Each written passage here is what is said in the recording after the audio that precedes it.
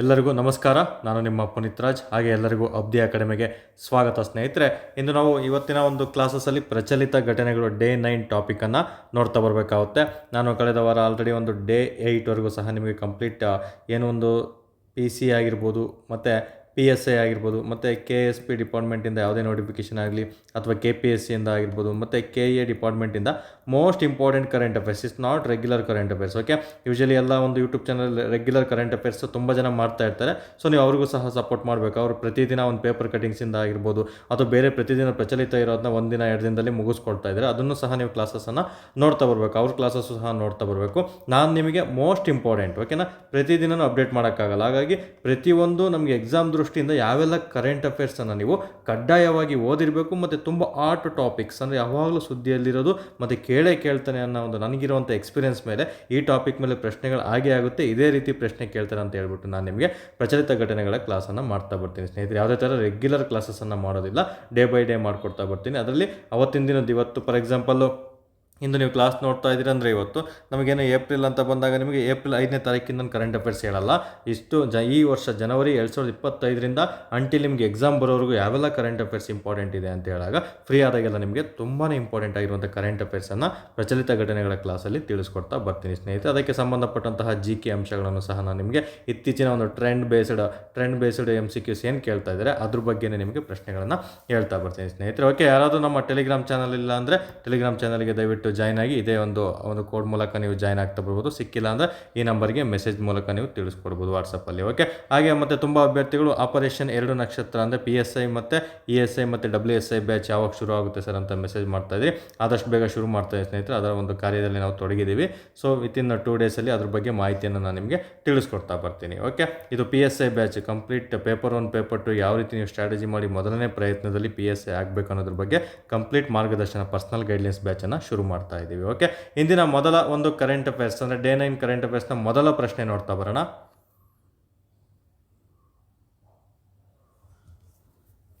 Okay, ನೋಡ್ತಾ ಬರೋಣ. ಈಗ ಮೊದಲನೇ ಪ್ರಶ್ನೆ ಈ ರೀತಿ ಇದೆ. ಯಾವುದು? ಈ ಕೆಳಗಿನ ಯಾವ ಹೇಳಿಕೆ ಸರಿಯಾಗಿದೆ ಅಥವಾ ಸರಿ ಆಗಿವೆ ಅಂತ ನಿಮಗೆ ಎಕ್ಸಾಮ್ಗಳಲ್ಲಿ ಪ್ರಶ್ನೆಗಳನ್ನು ಕೇಳಲಾಗ್ತದೆ ಸ್ನೇಹಿತರೆ.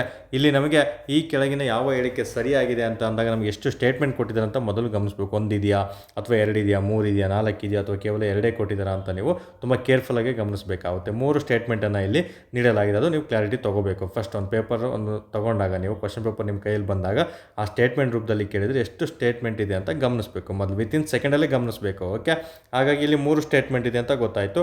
ಅದರಲ್ಲಿ ಮೊದಲನೇ ಸ್ಟೇಟ್ಮೆಂಟ್ ನೋಡ್ತಾ ಬರೋಣ. ಏನಕ್ಕೆ ಸಂಬಂಧಪಟ್ಟಂತೆ ಅವ್ರು ಸ್ಟೇಟ್ಮೆಂಟ್ ಕೊಟ್ಟಿದ್ದಾರೆ ಅನ್ನೋದ್ರ ಬಗ್ಗೆ ಮಾಹಿತಿಯನ್ನು ನೀವು ತಿಳ್ಕೊಬೇಕಾಗುತ್ತೆ.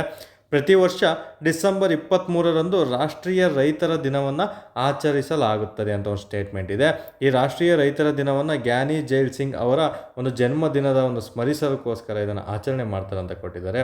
ನಂತರ ಮಧ್ಯಪ್ರದೇಶ ಭಾರತದ ಅತಿ ಹೆಚ್ಚು ಕೃಷಿ ಉತ್ಪಾದನೆಯನ್ನು ಹೊಂದಿರುವಂತಹ ರಾಜ್ಯ. ಯಾಕಂದರೆ ಇದು ರೈತರ ಬಗ್ಗೆ ಕೊಟ್ಟಿರೋದ್ರಿಂದ ಕೃಷಿ ಬಗ್ಗೆ ಒಂದು ಸ್ಟೇಟ್ಮೆಂಟ್ ಆಗ್ತದೆ. ಈ ಥರ GK ಪಾಯಿಂಟನ್ನು ನಿಮಗೆ. ಮಧ್ಯಪ್ರದೇಶವು ಭಾರತದಲ್ಲಿ ಅತಿ ಹೆಚ್ಚು ಕೃಷಿ ಉತ್ಪಾದನೆಯನ್ನು ಹೊಂದಿರುವಂತಹ ರಾಜ್ಯ ಆಗಿದೆ. ಇಲ್ಲಿ ಯಾವುದೇ ಥರ ಸ್ಪೆಸಿಫಿಕ್ ಆಗಿ ನಿಮಗೆ ಭತ್ತ, ರಾಗಿ, ಜೋಳ ಅಂತ ಕೇಳಿಲ್ಲ. ಟೋಟಲ್ ಆಗಿ ಕೃಷಿ ಉತ್ಪಾದನೆ ಅತಿ ಹೆಚ್ಚು ಇಲ್ಲಿ ಉತ್ಪಾದನೆ ಆಗುತ್ತಾ ಅಂತ ನಿಮಗೆ ಕೇಳಲಾಗಿದೆ. ಹಾಗಾದರೆ ಈಗ ನೋಡ್ತಾ ಬರೋಣ, ನಮಗೆ ಈ ಒಂದು ಪ್ರಶ್ನೆಗೆ ಯಾವೆಲ್ಲ ಅಂಶಗಳನ್ನು ನೀವು ಕಡ್ಡಾಯವಾಗಿ ಕರೆಂಟ್ ಅಫೇರ್ಸಲ್ಲಿ ವಿತ್ GKಗೆ ಕಂಪೇರ್ ಮಾಡಿ ಓದಿರ್ಬೇಕನ್ನೋ ಮಾಹಿತಿಯನ್ನು ನಾನು ನಿಮಗೆ ತಿಳಿಸ್ಕೊಡ್ತಾ ಬರ್ತೀನಿ ಸ್ನೇಹಿತರೆ. ಮೊದಲ ಬಾರಿಗೆ ಒಂದು ರೈತರಿಗೆ ಎಲ್ರಿಗೂ ಒಂದು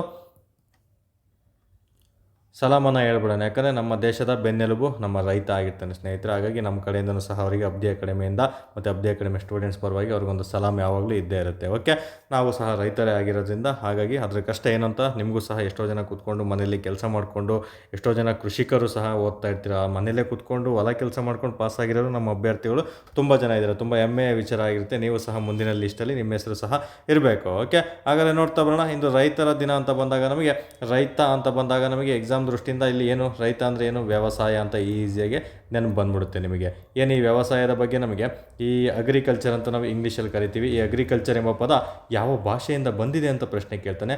ಇದೊಂದು ಲ್ಯಾಟಿನ್ ಭಾಷೆಯಿಂದ ಬಂದಂತಹ ಒಂದು ಪದ ಆಗಿರ್ತದೆ ಸ್ನೇಹಿತರೆ. ನಂತರ ನಮಗೆ ಅಗ್ರಿಕಲ್ಚರ್ ಅಂತ ಬಂದಾಗ ಇಲ್ಲಿ ನಮಗೆ ಭಾರತವು ಒಂದು ವ್ಯವಸಾಯ ಪ್ರಧಾನ ರಾಷ್ಟ್ರವಾಗಿದೆಯಾ ಅಂತ ಕೇಳ್ತಾನೆ. ಎಸ್, ಅದಕ್ಕೆ ಸರಿ ಸ್ಟೇಟ್ಮೆಂಟು ಸರಿ ಆಗಿರುತ್ತೆ. ಇನ್ನು ಭಾರತವು ಎಂತಹ ಒಂದು ವ್ಯವಸಾಯನ ಹೊಂದಿದೆ ಅಂದರೆ ಭಾರತದ ವ್ಯವಸಾಯ ಯಾವುದಕ್ಕೆ ಉದಾಹರಣೆ ಆಗಿದೆ ಅಂತ ಕೇಳ್ತಾನೆ. ಭಾರತದ ವ್ಯವಸಾಯವು ಮಾನ್ಸೂನ್ ಮಳೆಯೊಂದಿಗಿನ ಜೂಜಾಟ ಅಂತಲೂ ಸಹ ಕರೀತಾರೆ. ಮಾನ್ಸೂನ್ ಮಳೆಯೊಂದಿಗಿನ ಜೂಜಾಟ ಅಂತಲೂ ಸಹ ಕರೀತಾರೆ. ಇದನ್ನು ಸಹ ಎಕ್ಸಾಮ್ ಪ್ರಶ್ನೆ ಆಗಿದೆ, ನೆನಪಲ್ಲಿಕೊಂಡಿರಬೇಕಾಗುತ್ತೆ ಸ್ನೇಹಿತರೆ. ನಂತರ ನಮ್ಮ ಭಾರತ ದೇಶ ಅಂತ ಬಂದಾಗ ಶೇಕಡ ಒಂದು 70% ಒಂದು 60-70% ಜನರು ಒಂದು ಕೃಷಿಕರಾಗಿರ್ಬೋದು ಅಥವಾ ವ್ಯವಸಾಯದಲ್ಲಿ ಅವಲಂಬನೆಯನ್ನು ಹೊಂದಿರ್ತಾರೆ. ಇದು ಸಹ ಸ್ಟೇಟ್ಮೆಂಟ್ ನಮಗೆ ಎಕ್ಸಾಮ್ ದೃಷ್ಟಿಯಿಂದ ತುಂಬಾ ಇಂಪಾರ್ಟೆಂಟ್ ಆಗಿರುತ್ತೆ ಸ್ನೇಹಿತರೆ. ಇನ್ನು ವ್ಯವಸಾಯವು ಒಂದು ಪ್ರಾಥಮಿಕ ಉದ್ಯೋಗವಾಗಿದೆ. ನಮ್ಮ ಭಾರತದಲ್ಲಿ ಒಂದು ವ್ಯವಸಾಯವು ಪ್ರಾಥಮಿಕ ಉದ್ಯೋಗ ಆಗಿರುವಂತಹ ಒಂದು ದೇಶನೂ ಸಹ ಆಗಿರುತ್ತೆ. ಅದನ್ನು ಸಹ ಎಕ್ಸಾಮಲ್ಲಿ ಪ್ರಶ್ನೆಗಳನ್ನು ನಿಮಗೆ ಕೇಳಲಾಗ್ತದೆ ಸ್ನೇಹಿತರೆ. ಇನ್ನು ವ್ಯವಸಾಯ ಅಂತ ಬಂದ ಪ್ರಪಂಚದಾದ್ಯಂತ ನಮಗೆ ಒಂದು ಚೀನಾ ದೇಶದಲ್ಲಾಗಿರ್ಬೋದು, ಮತ್ತು ಭಾರತ ದೇಶದಲ್ಲಾಗಿರ್ಬೋದು, ನಂತರ ಇಂಡೋನೇಷ್ಯಾ ಆಗಿರ್ಬೋದು, ಮತ್ತು ಆಫ್ರಿಕಾ, ಇಲ್ಲಿ ಅತಿ ಹೆಚ್ಚಾಗಿ ವ್ಯವಸಾಯವನ್ನು ಮಾಡುವಂತಹ ಟಾಪ್ 4 ಕಂಟ್ರೀಸ್ ಆಗಿರ್ತವೆ. ಇವನು ಸಹ ಸ್ವಲ್ಪ ಮಟ್ಟಿಗೆ ಇಂಪಾರ್ಟೆಂಟ್ ಆಗಿರ್ತವೆ ಸ್ನೇಹಿತರೆ. ನಂತರ ನಮಗೆ ಈ ಒಂದು ಪ್ರತಿ ವರ್ಷ ಡಿಸೆಂಬರ್ 23 ಆಚರಣೆ ಮಾಡ್ತೀವಿ. ಇದನ್ನು ಕೃಷಿಕರ ದಿನ, ಒಂದು ಕೃಷಿ ದಿನ ಅಥವಾ ಒಂದು ಕಿಸಾನ್ ದಿನ ಅಂತ ಕರೀತಾರೆ. ಕಿಸಾನ್ ದಿನ ಅಥವಾ ಕೃಷಿಕರ ದಿನ ಅಂತ ಕರೀತಾರೆ, ನೆನಪಲ್ಲಿಕೊಂಡಿರ್ಬೇಕಾಗುತ್ತೆ. ಇದನ್ನು ಸಹ ಎಕ್ಸಾಮಲ್ಲಿ ತುಂಬ ಬಾರಿ ಪ್ರಶ್ನೆ ರಿಪೀಟ್ ಆಗಿದೆ.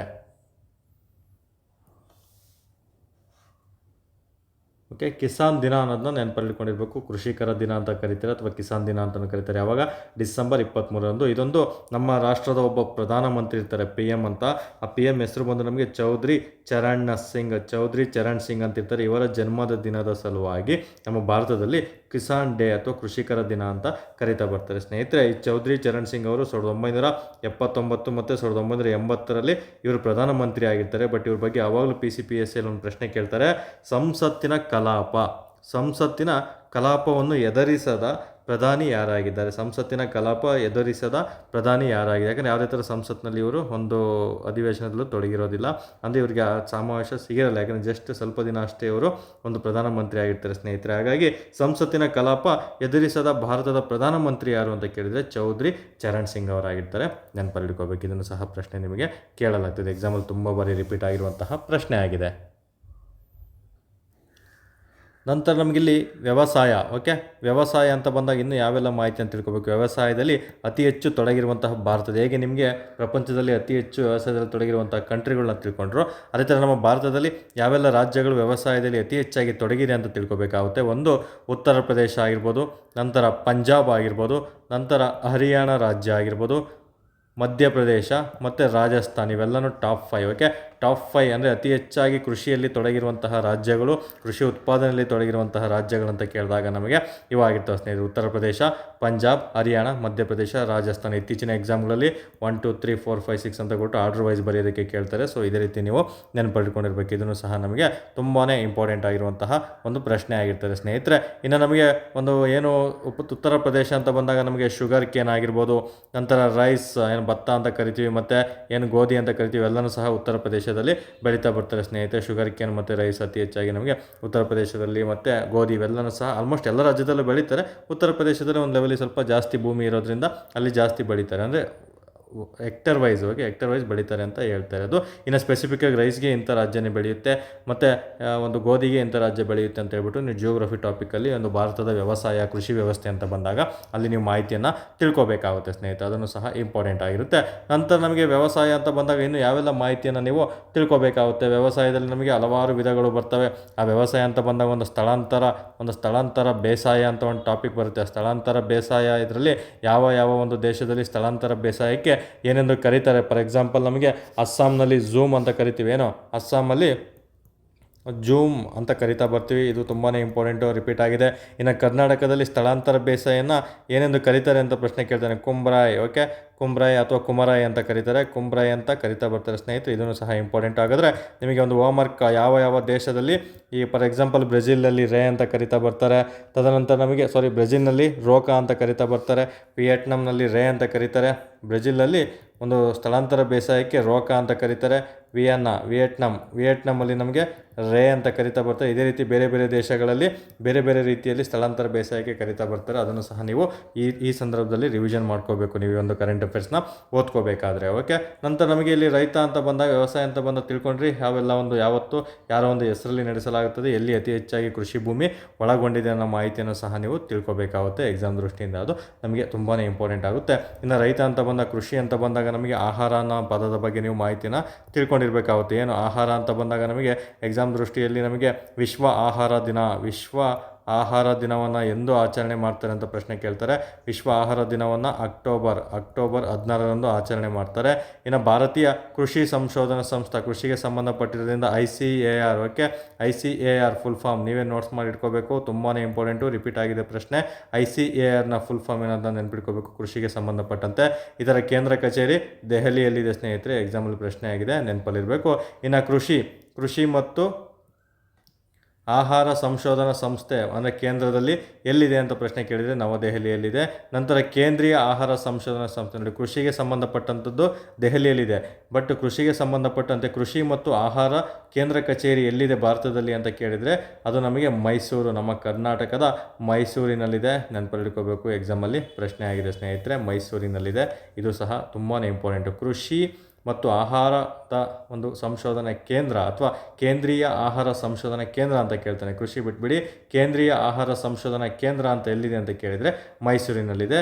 ಕೇಂದ್ರೀಯ ಕೃಷಿ ಸಂಶೋಧನಾ ಸಂಸ್ಥೆ ಎಲ್ಲಿದೆ ಅಂತ ಕೇಳಿದರೆ ದೆಹಲಿಯಲ್ಲಿದೆ. ಅದೇ ಥರ ಪ್ರಪಂಚದಲ್ಲಿ ಕೃಷಿ ಮತ್ತು ಆಹಾರ ಸಂಶೋಧನಾ ಕೇಂದ್ರ ಎಲ್ಲಿದೆ ಅಂತ ಕೇಳಿದರೆ ರೋಮ್, ಇಟಲಿ ದೇಶದ ಒಂದು ರೋಮ್ ನಗರದಲ್ಲಿ ಈ ಒಂದು ಕೇಂದ್ರ ಕಚೇರಿ, ಕೃಷಿ ಮತ್ತು ಆಹಾರದ ಮುಖ್ಯ ಕೇಂದ್ರ ಕಚೇರಿ ಇದೆ ಸ್ನೇಹಿತರೆ. ಅದನ್ನು ಸಹ ಇಂಪಾರ್ಟೆಂಟ್ ಆಗಿರುತ್ತೆ. ಇನ್ನು ವ್ಯವಸಾಯ ಅಂತ ಬಂದಾಗ ನಿಮಗೆ ಖಾರಿಫ್ ಬೆಳೆ ಆಗಿರ್ಬೋದು, ರಾಬಿ ಬೆಳೆ ಆಗಿರ್ಬೋದು, ಮತ್ತು ಜೆಡ್ ಬೆಳೆಗಳು, ಇವೆಲ್ಲನೂ ಸಹ ಎಕ್ಸಾಮಲ್ಲಿ ಯಾವುದು ರಾಬಿ ಬೆಳೆ, ಯಾವುದು ಖಾರಿಫ್ ಬೆಳೆ, ಯಾವುದು ಜೆಡ್ ಬೆಳೆಗೆ ಉದಾಹರಣೆ ಅಂತ ನಿಮಗೆ ಪದೇ ಎಕ್ಸಾಮಲ್ಲಿ ರಿಪೀಟ್ ಆಗಿರುತ್ತೆ. ಅದನ್ನು ಸಹ ನೀವು ರಿವಿಷನ್ ಮಾಡ್ಕೋಬೇಕಾಗುತ್ತೆ ಈ ಸಂದರ್ಭದಲ್ಲಿ. ಓಕೆ, ಹಾಗಾದರೆ ನಾವೀಗ ಪ್ರಶ್ನೆ ನೋಡ್ತಾ ಬರೋಣ. ಈಗ ಸ್ಟೇಟ್ಮೆಂಟ್ ನೋಡ್ತಾ ಬರೋಣ. ಪ್ರತಿ ವರ್ಷ ಡಿಸೆಂಬರ್ 23 ರಾಷ್ಟ್ರೀಯ ರೈತರ ದಿನವನ್ನು ಆಚರಣೆ ಮಾಡ್ತಾರೆ. ಇಲ್ಲಿ ತಿಳಿಸ್ಕೊಟ್ಟಿದ್ದೀನಿ ನೋಡಿ, ಡಿಸೆಂಬರ್ 23 ಪ್ರತಿ ವರ್ಷ ನಾವು ರಾಷ್ಟ್ರೀಯ ಒಂದು ರೈತರ ದಿನವನ್ನು ಆಚರಣೆ ಮಾಡ್ತೀವಿ ಅಂತ ಹೇಳಿದ್ವಿ. ಇಲ್ಲಿ 5 ಉತ್ತರ ಇರ್ತದೆ ಸ್ನೇಹಿತರೆ. ಡಿಸೆಂಬರಲ್ಲಿ ತುಂಬಾ ಬರ್ತವೆ ಆಚರಣೆಗಳು. ಡಿಸೆಂಬರ್ ಅಂತ ಬಂದಾಗ ಡಿಸೆಂಬರ್ 1 ಏನು ವಿಶ್ವ ಏಡ್ಸ್ ದಿನವನ್ನು ಆಚರಣೆ ಮಾಡಲಾಗ್ತದೆ. ನಂತರ ಡಿಸೆಂಬರ್ 3 ಬಾಬು ರಾಜೇಂದ್ರ ಪ್ರಸಾದ್ ಅವರ ಸಲುವಾಗಿ ಒಂದು ರಾಷ್ಟ್ರೀಯ ವಕೀಲರ ದಿನ ಯಾರಿಗೋಸ್ಕರ ಆಚರಣೆ ಮಾಡ್ತಾರೆ ಅಂತ ಕೇಳ್ತಾರೆ, ಬಾಬು ರಾಜೇಂದ್ರ ಪ್ರಸಾದ್ ಅವರ ಸಲುವಾಗಿ ಆಚರಣೆ ಮಾಡಲಾಗ್ತದೆ. ಇನ್ನು ಡಿಸೆಂಬರ್ 4 ಒಂದು ನೌಕಾಪಡೆ ದಿನವನ್ನು ಆಚರಣೆ ಮಾಡಲಾಗ್ತದೆ. ಇನ್ನು ಡಿಸೆಂಬರ್ 5 ವಿಶ್ವ ಮಣ್ಣಿನ ದಿನವನ್ನು ಆಚರಣೆ ಮಾಡಲಾಗ್ತದೆ. ನೆನಪಲ್ಲಿರಬೇಕು, ಇಲ್ಲಿ ಕನ್ಫ್ಯೂಷನ್ ಮಾಡ್ಕೋಬಾರ್ದು. ಓಕೆ, ಇಲ್ಲಿ ಕನ್ಫ್ಯೂಷನ್ ಮಾಡ್ತಾರೆ ಪದೇ ನೋಡಿ. ವಿಶ್ವ ಮಣ್ಣಿನ ದಿನ ಅಂದರೆ ಡಿಸೆಂಬರ್ 5, ಬಟ್ ವಿಶ್ವ ಭೂದಿನ ಅಂತ ಕೇಳಿದರೆ ಅದು ಏಪ್ರಿಲ್ 22ರಂದು ಆಚರಣೆ ಮಾಡ್ತಾರೆ. ಇಲ್ಲೂ ಸಹ ಪದೇ ಕನ್ಫ್ಯೂಷನ್ ಮಾಡ್ತಾ ಇರ್ತಾರೆ, ಆಗಬಾರ್ದು ನೀವು. ಇನ್ನು ಡಿಸೆಂಬರ್ 10 ಅಂತ ಬಂದಾಗ ನಮಗೆ ವಿಶ್ವ ಮಾನವ ಹಕ್ಕುಗಳ ದಿನ ಅನ್ನೋದನ್ನ ಈ ಸಂದರ್ಭದಲ್ಲಿ ನೀವು ನೆನಪು ಮಾಡ್ಕೋಬೇಕಾಗುತ್ತೆ. ನಂತರ ನಮಗೆ ಡಿಸೆಂಬರ್ 22 ಅಂತ ಬಂದಾಗ ನಮಗೆ ರಾಷ್ಟ್ರೀಯ ಗಣಿತ ದಿನವನ್ನು ಆಚರಣೆ ಮಾಡಲಾಗ್ತದೆ. ಓಕೆ, ಇದು ಯಾರ ಸಲುವಾಗಿ ಆಚರಣೆ ಮಾಡ್ತಾರೆ? ಡಿಸೆಂಬರ್ 22 ರಾಮಾನುಜನ್ ಸಲುವಾಗಿ ಆಚರಣೆ ಮಾಡಲಾಗ್ತದೆ. ಎಲ್ರಿಗೂ ಗೊತ್ತು ರಾಮಾನುಜನ್ ಯಾರು ಅಂತ. ಇವರೊಬ್ಬರು ಮ್ಯಾಥಮೆಟಿಷಿಯನ್ ಆಗಿರ್ತಾರೆ. ಶ್ರೀನಿವಾಸನ್ ರಾಮಾನುಜನ್ ಅಂತ ಕರೀತಾರೆ. ಶ್ರೀನಿವಾಸ ರಾಮಾನುಜನ್ ಇವರೊಬ್ಬರು ಮ್ಯಾಥಮೆಟಿಷಿಯನ್ ಆಗಿರ್ತಾರೆ. ಡಿಸೆಂಬರ್ 22 ರಾಮಾನುಜನ್ ಅವರ ಒಂದು ಮ್ಯಾಜಿಕ್ ನಂಬರ್ ಯಾವುದು ಅಂತ ಪ್ರಶ್ನೆ ಕೇಳ್ತಾರೆ ಮ್ಯಾಥಮೆಟಿಕ್ಸಲ್ಲಿ. ರಾಮಾನುಜನ್ ಅವರ ಮ್ಯಾಜಿಕ್ ನಂಬರ್ ಯಾವುದು ಅಂತ ಕೇಳಿದರೆ 1729 ಇವರ ಒಂದು ಮ್ಯಾಜಿಕ್ ನಂಬರ್ಗೆ ಉದಾಹರಣೆ ಆಗಿರುತ್ತೆ. ಇದನ್ನು ಸಹ ಪ್ರಶ್ನೆ ಕೇಳುವಂಥ ಚಾನ್ಸಸ್ಸು ತುಂಬಾ ಇರ್ತದೆ ಸ್ನೇಹಿತರೆ, ನೆನಪಿಟ್ಕೋಬೇಕು. ನಂತರ ನಮಗೆ ಡಿಸೆಂಬರ್ 25 ಏನು ರಾಷ್ಟ್ರೀಯ ಒಂದು ಉತ್ತಮ ಆಡಳಿತ ದಿನ. ಇದು ಅಟಲ್ ಬಿಹಾರಿ ವಾಜಪೇಯಿ ಅವರ ಸಲುವಾಗಿ ಆಚರಣೆ ಮಾಡಲಾಗ್ತದೆ. ರಾಷ್ಟ್ರೀಯ ಉತ್ತಮ ಆಡಳಿತ ದಿನವನ್ನು ಯಾವಾಗ ಆಚರಣೆ ಮಾಡ್ತಾರೆ? ಡಿಸೆಂಬರ್ 25. ನಂತರ ಡಿಸೆಂಬರ್ 29 ನಮ್ಮ ರಾಷ್ಟ್ರಕವಿ ಕುವೆಂಪು ಅವರ ಒಂದು ವಿಶ್ವ ಮಾನವ ದಿನವನ್ನು ನಾವು ಡಿಸೆಂಬರ್ 29ರಂದು ಆಚರಣೆ ಮಾಡಲಾಗ್ತದೆ. ಇದನ್ನು ಸಹ ಎಕ್ಸಾಮಲ್ಲಿ ರಿಪೀಟ್ ಆಗಿರುವಂತಹ ಪ್ರಶ್ನೆ ಆಗಿರ್ತದೆ ಸ್ನೇಹಿತರೆ. ಇದು ಡಿಸೆಂಬರ್ಗೆ ಸಂಬಂಧಪಟ್ಟಂತೆ ಎಲ್ಲನೂ ಸಹ ಡಿಸೆಂಬರ್ದು ಮೋಸ್ಟ್ ಇಂಪಾರ್ಟೆಂಟ್ ಪ್ರಶ್ನೆಗಳನ್ನು ನಾನು ನಿಮಗಿಲ್ಲಿ ತಿಳಿಸ್ಕೊಟ್ಟಿದ್ದೀನಿ. ನಂತರ ಇನ್ನೊಂದು ಪ್ರಶ್ನೆ ಡಿಸೆಂಬರ್ 18, ಇದು ಸಹ ಇಂಪಾರ್ಟೆಂಟು. ಡಿಸೆಂಬರ್ 18 ನಮಗೆ ಮೈಗ್ರೆಂಟ್ಸ್ ಡೇ, ನಿರಾಶ್ರಿತರ ದಿನ ಅಂತ ಕರಿತೀವಿ. ಇಂಟರ್ನ್ಯಾಷನಲ್ ಮೈಗ್ರೆಂಟ್ಸ್ ಡೇ ಯಾವಾಗ ಆಚರಣೆ ಮಾಡ್ತಾರೆ ಅಂದರೆ ಡಿಸೆಂಬರ್ 18ರಂದು ಆಚರಣೆ ಮಾಡಲಾಗ್ತದೆ ಸ್ನೇಹಿತರೆ. ಹಾಗಾದರೆ ಇಲ್ಲಿ ಸ್ಟೇಟ್ಮೆಂಟ್ 1 ರೈಟ್ ಆಗಿದೆ. ತದನಂತರ ನಮಗೆ ರಾಷ್ಟ್ರೀಯ ರೈತರ ದಿನವನ್ನು ಜ್ಞಾನಿ ಜೈಲ್ ಸಿಂಗ್ ಅವರ ಜನ್ಮದಿನವನ್ನು ಸ್ಮರಿಸಲು ಆಚರಿಸಲಾಗುತ್ತದೆ ಅಂತ ಪ್ರಶ್ನೆ ಕೇಳಿದರೆ, ಜ್ಞಾನಿ ಜೈಲ್ ಸಿಂಗ್ ಅಲ್ಲ, ಇದು ಚೌಧರಿ ಚರಣ್ ಸಿಂಗ್, ಇವರು PM ಆಗಿರ್ತಾರೆ ಸ್ನೇಹಿತರೆ. ಇವರು ಸಹ ಇಂಪಾರ್ಟೆಂಟೇ. ಇವರೊಂದು ಭಾರತದ ಒಂದು ರಾಷ್ಟ್ರಪತಿಯಾಗೂ ಸಹ ಕಾರ್ಯನಿರ್ವಹಿಸಿರ್ತಾರೆ. ಯಾರು? ಜ್ಞಾನಿ ಜೈಲ್ ಸಿಂಗ್ ಅವರು, ನೆನಪಲ್ಲಿರಬೇಕು. ಓಕೆ, ಗ್ಯಾನಿ ಜೈಲ್ ಸಿಂಗ್ ಅವ್ರ ಬಗ್ಗೆ ಎರಡು ಮಾಹಿತಿನ ತಿಳ್ಕೊಂಡಿರ್ಬೇಕು. ಗ್ಯಾನಿ ಜೈಲ್ ಸಿಂಗ್ ಅವರು ಭಾರತದ ಮೊದಲ ಸಿಖ್ ರಾಷ್ಟ್ರಪತಿಯಾಗಿ ಕಾರ್ಯನಿರ್ವಹಿಸಿರ್ತಾರೆ. ತದನಂತರ ಏನು ಆಪರೇಷನ್ ಬ್ಲೂ ಸ್ಟಾರ್, ಓಕೆ, ಏನು ಆಪರೇಷನ್ ಬ್ಲೂ ಸ್ಟಾರ್ 1984ರಲ್ಲಿ ಆಪರೇಷನ್ ಬ್ಲೂ ಸ್ಟಾರ್ ಏನು ಅಮೃತಸರ ಇದ್ರ ಬಗ್ಗೆ ಮಾಡ್ತಾರಲ್ಲ, ಈ ಆಪರೇಷನ್ ಬ್ಲೂ ಸ್ಟಾರ್ ಏನು ಅಂತ ಕೇಳ್ತಾ ನಿಮಗೆ ಹೋಮ್ವರ್ಕ್ ಕೊಡ್ತಾ ಇದ್ದೀನಿ. ಆಪರೇಷನ್ ಬ್ಲೂ ಸ್ಟಾರ್ ಯಾವುದಕ್ಕೆ ಸಂಬಂಧಪಟ್ಟಿದೆ ಅಂತ ನೋಟ್ಸ್ ಮಾಡಿ ಇಟ್ಕೋಬೇಕು. ಆಪರೇಷನ್ ಬ್ಲೂ ಸ್ಟಾರ್ ಸಂದರ್ಭದಲ್ಲಿದ್ದಂತಹ ಭಾರತದ ಪ್ರೆಸಿಡೆಂಟ್ ಯಾರು ಅಂತ ಕೇಳಿದರೆ ಗ್ಯಾನಿ ಜೈಲ್ ಸಿಂಗ್, ಮತ್ತು ಭಾರತದ ಮೊದಲ ಒಂದು ಸಿಖ್ ರಾಷ್ಟ್ರಪತಿ ಯಾರು ಅಂತ ಕೇಳಿದರೆ ಅದು ಸಹ ಗ್ಯಾನಿ ಜೈಲ್ ಸಿಂಗ್ ಅವರಾಗಿರ್ತಾರೆ. ಸ್ನೇಹಿತರೆ, 1982ರಿಂದ 1987ರವರೆಗೆ ಏನೆಲ್ಲ ಭಾರತದಲ್ಲಿ ಕಾರ್ಯ ಆಗಿರುತ್ತೆ ಅದೆಲ್ಲ ಗ್ಯಾನಿ ಜೈಲ್ ಸಿಂಗ್ ಅವರೇ ಒಂದು ರಾಷ್ಟ್ರಪತಿ ಆಡಳಿತದಲ್ಲಿ ಮಾಡಿರ್ತಾರೆ. ಅದನ್ನು ಸಹ ಇಂಪಾರ್ಟೆಂಟ್ ಆಗಿರುತ್ತೆ. ನಂತರ ಮೂರನೇ ಪ್ರಶ್ನೆ, ಹಾಗಾದರೆ ಇಲ್ಲಿ ಸ್ಟೇಟ್ಮೆಂಟು ರಾಂಗ್ ಆಗಿದೆ. ನಂತರ ಮಧ್ಯಪ್ರದೇಶವು ಭಾರತದಲ್ಲಿ ಅತಿ ಹೆಚ್ಚು ಕೃಷಿ ಉತ್ಪಾದನೆಯನ್ನು ಹೊಂದಿರುವಂತಹ ರಾಜ್ಯ ಆಗಿದೆ ಅಂತ ಕೇಳಿದರೆ, ನೋಡಿ ಇಲ್ಲಿ ನಾನು ಮೆನ್ಷನ್ ಮಾಡಿದ್ದೀನಿ. ಇಲ್ಲಿ ಆಲ್ರೆಡಿ ಹೇಳಿದಾಗೆ ಉತ್ತರ ಪ್ರದೇಶ ಟಾಪ್ 1 ಇದೆ, ಪಂಜಾಬ್, ಹರಿಯಾಣ, ಮಧ್ಯಪ್ರದೇಶ, ನಂತರ ರಾಜಸ್ಥಾನ ಬರ್ತದೆ ಸ್ನೇಹಿತರೆ. ಹಾಗಾದರೆ ಇಲ್ಲೂ ಸಹ ಎ ಸ್ಟೇಟ್ಮೆಂಟು ಸಹ ರಾಂಗ್ ಆಗಿದೆ. ಸೊ ಇಲ್ಲಿ ಆಪ್ಷನ್ಗಳನ್ನು ರಾಂಗ್ ಕೊಡಲಾಗಿದೆ ಸ್ನೇಹಿತರೆ. ಸೊ ಇಲ್ಲಿ ಎ ಮಾತ್ರ ಸರಿ ಅನ್ನೋದನ್ನ ನೀವು ನೆನಪಿಟ್ಕೋಬೇಕಾಗುತ್ತೆ. ಟೈಪಿಂಗಲ್ಲಿ ಮಿಸ್ಟೇಕ್ ಆಗಿದೆ. ಇಲ್ಲಿ ಕೇವಲ ಎ ಮಾತ್ರ ಸರಿಯಾಗಿರ್ತದೆ. ಸೊ ಇಲ್ಲಿ ಬಿ ರಾಂಗ್ ಆಗಿದೆ ಮತ್ತು ಸಿ ಸಹ ರಾಂಗ್ ಆಗಿದೆ. ಕೇವಲ ಆಪ್ಷನ್ಗಳು ಯಾವುದು ಸಹ ಸರಿ ಇಲ್ಲ. ಹಾಗಾಗಿ ಕೇವಲ ಎ ಸ್ಟೇಟ್ಮೆಂಟ್ ಮಾತ್ರ ಸರಿಯಾಗಿದೆ ಅನ್ನೋದನ್ನ ನೀವು ನೆನಪಲ್ಲಿಟ್ಕೊಂಡಿರ್ಬೇಕಾಗುತ್ತೆ. ಇದು ಇಂಪಾರ್ಟೆಂಟ್ ಆಗಿರ್ತದೆ ಸ್ನೇಹಿತರೆ. ಓಕೆ, ಹಾಗಾದರೆ ನೆಕ್ಸ್ಟ್ ಮುಂದಿನ ಪ್ರಶ್ನೆ ನೋಡ್ತಾ ಬರೋಣ. ಇದಕ್ಕೆ ಸರಿ ಉತ್ತರ ಓನ್ಲಿ ಎ ಮಾತ್ರ. ಓಕೆ, ನಾವು ನೆಕ್ಸ್ಟ್ ಪ್ರಶ್ನೆ ಬರೋಣ. ಇಲ್ಲಿ ಎ ಮಾತ್ರ ಸರಿ ಅಂತ ಮೊದಲನೇ ಆಪ್ಷನ್ನೇ ನೀವು ಚೂಸ್ ಮಾಡಿಕೊಂಡ್ರೆ ಸಾಕಾಗಿರುತ್ತೆ. ಓಕೆ, ಬರ್ಕೋಬೇಕಾದ್ರೆ ಈ ರೀತಿಯೇ ಬರ್ಕೊಳ್ಳಿ. ನಂತರ ಎರಡನೇ ಪ್ರಶ್ನೆ ನೋಡ್ತಾ ಬರೋಣ. ಓಕೆ, ಮುಂದಿನ ಪ್ರಶ್ನೆ ಹೀಗಿದೆ: ವಿಕಸಿತ ಪಂಚಾಯತ್ ಕರ್ಮಯೋಗಿ ಉಪಕ್ರಮವನ್ನು ಈ ಕೆಳಗಿನ ಯಾರ ಜನ್ಮದಿನದ ಸಲುವಾಗಿ ಇತ್ತೀಚೆಗೆ ಪ್ರಾರಂಭಿಸಲಾಯಿತು ಅಂತ ಪ್ರಶ್ನೆ ಕೇಳಿದ್ದಾರೆ ಸ್ನೇಹಿತರೆ.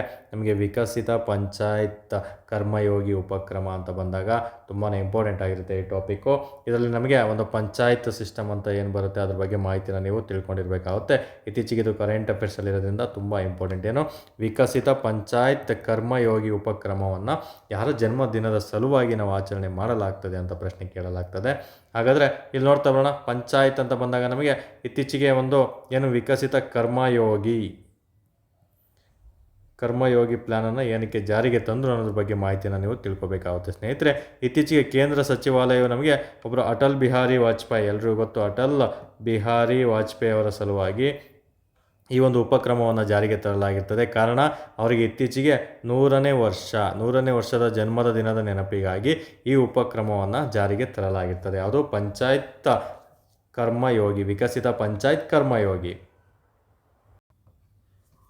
ಈಗ ತಾನೇ ನಿಮಗೆ ಹಳೆ ಪ್ರಶ್ನೆಯಲ್ಲಿ ಹೇಳಿದೆ ಡಿಸೆಂಬರ್ 25 ರಾಷ್ಟ್ರೀಯ ಉತ್ತಮ ಆಡಳಿತರ ದಿನ ಅಂತ ಆಚರಣೆ ಮಾಡ್ತಾರೆ. ಯಾರ ಸಲುವಾಗಿ? ಅಟಲ್ ಬಿಹಾರಿ ವಾಜಪೇಯಿ ಅವರ ಸಲುವಾಗಿ ಅದನ್ನು ಆಚರಣೆ ಮಾಡಲಾಗ್ತದೆ. ಅದು ಡಿಸೆಂಬರ್ 25 ನಮಗೆ ಒಂದು ರಾಷ್ಟ್ರೀಯ ಉತ್ತಮ ಆಡಳಿತಗಾರರ ದಿನ ಅಂತ ಆಚರಣೆ ಮಾಡ್ತಾರೆ. ಇವರು 1924 ಡಿಸೆಂಬರ್ 25 ಜನನ ನೀಡಿರ್ತಾರೆ. ಸೊ ಡಿಸೆಂಬರ್ 25ಕ್ಕೆ ಇತ್ತೀಚೆಗೆ ಇವರಿಗೆ 100 ವರ್ಷ ಆಗಿದೆ ಸ್ನೇಹಿತರೆ. ಹಾಗಾಗಿ ಇದು ವಿಕಸಿತ ಪಂಚಾಯತ್ ಕಾರ್ಯಯೋಗಿಯನ್ನು ಇವರ ಒಂದು ಬರ್ತ್ಡೇ ಅಂದರೆ ಜನ್ಮದಿನದ ನೆನಪಿಗಾಗಿ ಜಾರಿಗೆ ತರಲಾಗಿರ್ತದೆ. ಇದು ಏನಕ್ಕೋಸ್ಕರ ಜಾರಿಗೆ ತರಲಾಯಿತು ಅಂತ ನೋಡ್ತಾ ಬರೋಣ. ಪಂಚಾಯತ್ ರಾಜ್ ಸಂಸ್ಥೆಗಳಿರ್ತಾವಲ್ಲ, ಈ ಪಂಚಾಯತ್ ರಾಜ್ ಸಂಸ್ಥೆಗಳ ಸಬಲೀಕರಣ ಮಾಡೋದಕ್ಕೆ, ಸಬಲೀಕರಣ ಮಾಡೋದಕ್ಕೋಸ್ಕರ ಇದನ್ನು ಜಾರಿಗೆ ತಂದಿರ್ತಾರೆ. ಫಾರ್ ಎಕ್ಸಾಂಪಲ್ ಹೆಂಗಂದರೆ ಆಡಳಿತ ವಿಕೇಂದ್ರೀಕರಿಸೋದಾಗಿರ್ಬೋದು, ಮತ್ತು ತಳಮಟ್ಟದಲ್ಲಿ ಜನರ ಭಾಗವಹಿಸಿಕೆ ಮೂಲಕ ಒಂದು ನಿರ್ಧಾರ ತೆಗೆದುಕೊಳ್ಳೋದಕ್ಕೋಸ್ಕರ ಅವರು ಉತ್ತೇಜನ ನೀಡೋದಕ್ಕೋಸ್ಕರ ಆಗಿರ್ಬೋದು, ಅಥವಾ ಚುನಾಯಿತ ಪ್ರತಿನಿಧಿಗಳು ಅಧಿಕಾರಿಗಳಿಗೆ ತರಬೇತಿ ಮೂಲಕ ಒಂದು ಗ್ರಾಮೀಣ ಪಂಚಾಯತ್ಗಳ ಸಾಮರ್ಥ್ಯವನ್ನು ಹೆಚ್ಚಿಸೋದಕ್ಕಾಗಿರ್ಬೋದು. ಎಲ್ಲನೂ ಬರ್ಕೋಬೇಕಂತೇನಿಲ್ಲ. ಜಸ್ಟ್ ಇದು ಪಂಚಾಯತ್ ರಾಜ್ ಎಲ್ಲಿರುತ್ತೆ, ಪಂಚಾಯತ್ ರಾಜು ಹಳ್ಳಿಯಲ್ಲಿರ್ತವೆ, ಮತ್ತು ತಾಲೂಕು ಪಂಚಾಯತಿ, ಜಿಲ್ಲಾ ಪಂಚಾಯತಿ ಇರುತ್ತೆ. ಇಲ್ಲೆಲ್ಲ ಜನಗಳಿಗೆ ಎಲ್ಲ ರೀತಿಯಲ್ಲೂ ಸಪೋರ್ಟ್ ಮಾಡೋದಕ್ಕಂತ ನೆನ್ಪಿಟ್ಕೊಂಡ್ರೆ ಸಾಕಾಗುತ್ತೆ. ಎಲ್ಲ ಥರ ಅವ್ರಿಗೊಂದು ನಿರ್ಧಾರ ತೆಗೆಯೋದಕ್ಕೋಸ್ಕರ ಉತ್ತೇಜನ ಮಾಡಬೇಕು. ಏನಾದರೂ ಒಂದು ಕೆಲಸ ಮಾಡಬೇಕು, ಒಂದು ಕಾಮಗಾರಿ ಕೈಗೊಳ್ಳಬೇಕು, ಮತ್ತು ಅಧಿಕಾರಿಗಳಿಗೆ ಒಂದು ತರಬೇತಿಯ ಮೂಲಕ ಗ್ರಾಮೀಣ ಪಂಚಾಯಿತಿಗಳನ್ನು ಸಾಮರ್ಥ್ಯವನ್ನು ಹೆಚ್ಚಳ ಮಾಡೋದಕ್ಕೋಸ್ಕರ ಮೀಟಿಂಗ್ಗಳನ್ನು ಆವಾಗವಾಗ ಏರ್ಪಡಿಸ್ತಾ ಇರಬೇಕು. ಈ ರೀತಿ ಒಂದು ಟಾಪಿಕ್ ಮೇಲೆ ಇದನ್ನು ಸಿದ್ಧಪಡಿಸಿರ್ತಾರೆ ಸ್ನೇಹಿತರೆ. ಇದು ಎಲ್ಲ ರಾಜ್ಯಗಳಲ್ಲೂ ಜಾರಿಗೆ ತಂದಿದ್ದಾರೆ ಅನ್ನೋದ್ರ ಬಗ್ಗೆ ಪ್ರಶ್ನೆಗಳನ್ನು ಕೇಳಲಾಗ್ತದೆ. ಕೆಲವೊಂದು ರಾಜ್ಯಗಳಲ್ಲಿ ಮಾತ್ರ ಇದನ್ನು ಜಾರಿಗೆ ತಂದಿದ್ದಾರೆ. ಅನುಷ್ಠಾನ ಮಾಡಿರೋದು ಒಂದು ಒಡಿಸ್ಸಾ ಆಗಿರ್ಬೋದು, ಅಸ್ಸಾಂ ರಾಜ್ಯದಲ್ಲಾಗಿರ್ಬೋದು, ನಂತರ ಗುಜರಾತ್ ರಾಜ್ಯದಲ್ಲಾಗಿರ್ಬೋದು, ಮತ್ತು ಆಂಧ್ರ ಪ್ರದೇಶ ರಾಜ್ಯದಲ್ಲಾಗಿರ್ಬೇಕು. ಕೇಳ್ಬಿಡ್ತಾನೆ ಇತ್ತೀಚೆಗೆ ಏನು ನಿಮಗೆ PSI 402 ಟ್ರೆಂಡ್, ಅದೇ ರೀತಿ ಪ್ರಶ್ನೆ ಕೇಳ್ತಾನೆ ಪಂಚಾಯತ್ ವಿಕಸಿತ ಪಂಚಾಯತ್ ಕರ್ಮಯೋಗಿಯನ್ನು ಈ ಕೆಳಗಿನ ಯಾವ ರಾಜ್ಯಗಳಲ್ಲಿ ಜಾರಿಗೊಳಿಸಲಾಗಿದೆ ಅಂತ ಪ್ರಶ್ನೆ ಕೇಳ್ಬಿಡ್ತಾನೆ. ಒಂದು ಒಡಿಸ್ಸಾ, ಅಸ್ಸಾಂ, ಗುಜರಾತ್, ಆಂಧ್ರ ಪ್ರದೇಶ ರಾಜ್ಯದಲ್ಲಿ ಜಾರಿಗೆ ತರಲಾಗಿದೆ ಸ್ನೇಹಿತರೆ, ನೆನಪಲ್ಲಿರ್ಬೇಕು. ಇದನ್ನು ಸಹ ಎಕ್ಸಾಮ್ ದೃಷ್ಟಿಯಿಂದ ನಮಗೆ ಇಂಪಾರ್ಟೆಂಟ್ ಆಗಿರ್ತದೆ. ನಂತರ ನಮಗೆ ಪಂಚಾಯತ್ ರಾಜ್ ಸಿಸ್ಟಮ್ ಅಂತ ಬಂದಾಗ ನೀವೇನೆಲ್ಲ ಮಾಹಿತಿಗಳನ್ನು ತಿಳ್ಕೊಂಡಿರಬೇಕು ಅದ್ರ ಬಗ್ಗೆ ಎಲ್ರಿಗೂ ಗೊತ್ತು. ಪಂಚಾಯಿತಿ ಬಗ್ಗೆ ನಮಗೆ ಸಂವಿಧಾನದಲ್ಲಿ 40ನೇ ವಿಧಿಯಲ್ಲಿ ಪಂಚಾಯತ್ ರಾಜ್ ಸ್ಥಾಪನೆ ಬಗ್ಗೆ ತಿಳಿಸಿಕೊಟ್ಟಿದ್ದಾರೆ, ಎಲ್ರಿಗೂ ಸಹ ಗೊತ್ತಿರುವಂಥನೇ ವಿಷಯ. ತುಂಬ ಬಾರಿ ಎಕ್ಸಾಮಲ್ಲಿ ಪದೇ ರಿಪೀಟ್ ಆಗಿರುವಂತಹ ಒಂದು ಪ್ರಶ್ನೆ ಆಗಿರುತ್ತೆ. ಇನ್ನು ಪಂಚಾಯತ್ ರಾಜ್ ವ್ಯವಸ್ಥೆಯು ಪ್ರಜಾಪ್ರಭುತ್ವದ ವಿಕೇಂದ್ರೀಕರಣದ ತತ್ವದ ಮೇಲೆ ಕಾರ್ಯನಿರ್ವಹಿಸುತ್ತದೆ. ನೋಡಿ, ಇಲ್ಲಿ ವಿಕೇಂದ್ರೀಕರಣ ಅನ್ನೋದು ಇಂಪಾರ್ಟೆಂಟು, ಎಕ್ಸಾಮಲ್ಲಿ ಪ್ರಶ್ನೆ ಕೇಳಿಬಿಡ್ತಾನೆ ಇಂಡೈರೆಕ್ಟ್ ಆಗಿ. ವಿಕೇಂದ್ರೀಕರಣ, ಪಂಚಾಯತ್ ರಾಜ್ ಅನ್ನೋದು ನಮಗೆ ಪ್ರಜಾಪ್ರಭುತ್ವ ವಿಕೇಂದ್ರೀಕರಣದ ತತ್ವದ ಮೇಲೆ ಕಾರ್ಯವನ್ನು ನಿರ್ವಹಿಸುತ್ತದೆ ಅಥವಾ ಆಧಾರಿತವಾಗಿರ್ತದೆ. ಸ್ನೇಹಿತರೆ, ನಮಗೆ ಮೊದಲ ಬಾರಿಗೆ ಒಂದು ಗ್ರಾಮ ಸ್ವರಾಜ್ ಎಂಬ ಪರಿಕಲ್ಪನೆಯನ್ನು ಕೊಟ್ಟೋರು ಯಾರು ಅಂತ ಪ್ರಶ್ನೆ ಕೇಳಿದರೆ ನಮ್ಮ ಮಹಾತ್ಮ ಗಾಂಧೀಜಿಯವರಾಗಿರ್ತಾರೆ, ನೆನಪಲ್ಲಿಟ್ಕೊಂಡಿರ್ಬೇಕು. ಏನು 1919ರಲ್ಲಿ ಒಂದು ಜನಜೀವನ ಟ್ರಸ್ಟ್ ಅಂತ ಇರುತ್ತೆ. ಆ ಜನಜೀವನ ಟ್ರಸ್ಟ್ ಸ್ಥಾಪಿಸುವ ಮೂಲಕ ಗ್ರಾಮ ಸ್ವರಾಜನ್ನು ಒಂದು ಪದದ ಪರಿಕಲ್ಪನೆಯನ್ನು ನಮಗೆ ಮೊದಲ ಬಾರಿಗೆ ಅವರು ಕೊಟ್ಟಿರ್ತಾರೆ ಸ್ನೇಹಿತರೆ, ಅದನ್ನು ಸಹ ಇಂಪಾರ್ಟೆಂಟ್ ಆಗಿರುತ್ತೆ. ಇನ್ನು ಭಾರತದಲ್ಲಿ ಪಂಚಾಯತ್ ರಾಜ್ ಎಷ್ಟರಲ್ಲಿ ಜಾರಿಗೆ ಬಂತು ಮೊದಲ ಬಾರಿಗೆ ಅಂತ ಪ್ರಶ್ನೆ ಕೇಳ್ತಾನೆ.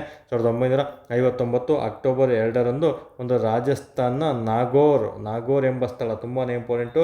ರಾಜಸ್ಥಾನದ ನಾಗೋರ್ ಎಂಬ ಸ್ಥಳದಲ್ಲಿ ಅಂದಿನ ಪ್ರಧಾನಮಂತ್ರಿ ಆಗಿದ್ದಂತಹ ನೆಹರು ಅವರು ಇದನ್ನು ಸ್ಥಾಪನೆ ಮಾಡ್ತಾರೆ.